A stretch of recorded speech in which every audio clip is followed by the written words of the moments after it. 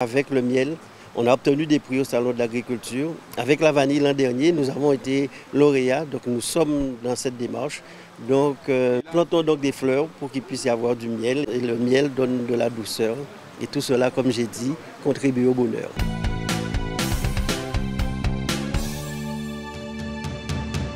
Vous savez que la CNBT s'affiche comme un territoire de haute qualité environnementale, mais en même temps, nous voulons que ce soit un territoire dynamique et apporter notre contribution à la souveraineté alimentaire. Donc chaque année, nous qualifions l'année dans ce cadre-là. Il y a 3 ans, c'était l'année du fruit à pain. L'an dernier, c'était l'année de la vanille. Et cette année, c'est l'année du miel. On reboise du coup un espace actuellement en friche, visé de recréer une forêt sous l'espace de 5 ans. Alors aujourd'hui, on est sur une opération de plantation de plantes mellifères en association avec l'APIGOA et la CNBT.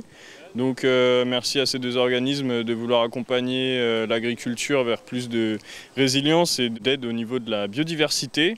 Effectivement, le secteur agricole est quand même en grand besoin de renouveau à ce niveau-là et au niveau notamment des générations. Donc en tant également qu'administrateur, jeune agriculteur, je porte la voix des jeunes dans ce renouveau agricole qui, j'espère, pourra aider à la souveraineté alimentaire de la Guadeloupe dans les années futures. Ce matin, on a fait une petite plantation, on a planté une dizaine d'arbres différents. C'est surtout un symbole.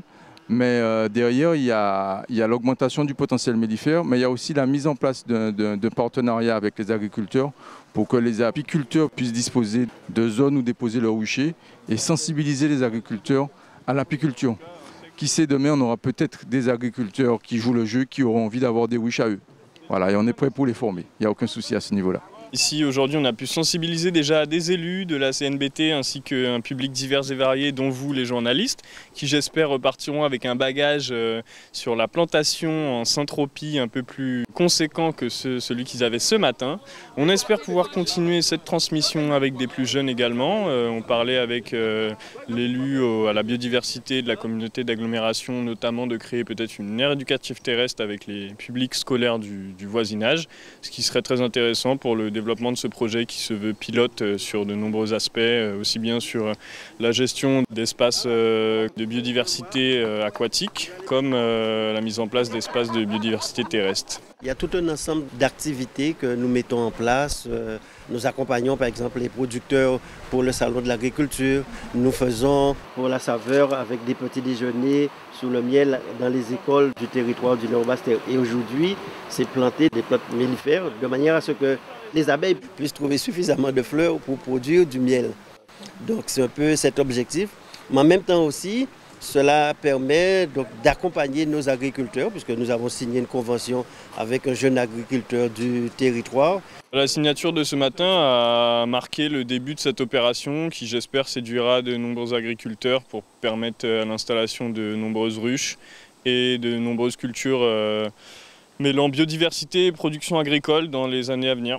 On a signé un appel à manifestation d'intérêt pour les agriculteurs de la région. Ça va permettre d'amplifier cette action que vous avez pu voir de plantation d'arbres mellifères parce qu'on va devoir sélectionner une trentaine d'agriculteurs afin de pouvoir leur offrir une dizaine d'arbres mellifères, d'essences mellifères pour augmenter un petit peu le potentiel mellifère de la zone. Donc ça va renforcer un petit peu la quantité d'arbres et de ressources pour les abeilles, puisqu'on en a besoin pour pouvoir faire du miel sur le Nord-Bastère. Dans cette démarche pour la souveraineté alimentaire, il est important que nous ayons donc des productions de haute valeur ajoutée, parce que trop souvent, la banane, la canne sont très concurrentielles, et on a pu voir qu'avec le miel, on a obtenu des prix au Salon de l'Agriculture. Avec la vanille l'an dernier, nous avons été lauréats, donc nous sommes dans cette démarche. Donc plantons donc des fleurs pour qu'il puisse y avoir du miel, et le miel donne de la douceur. Et tout cela, comme j'ai dit, contribue au bonheur.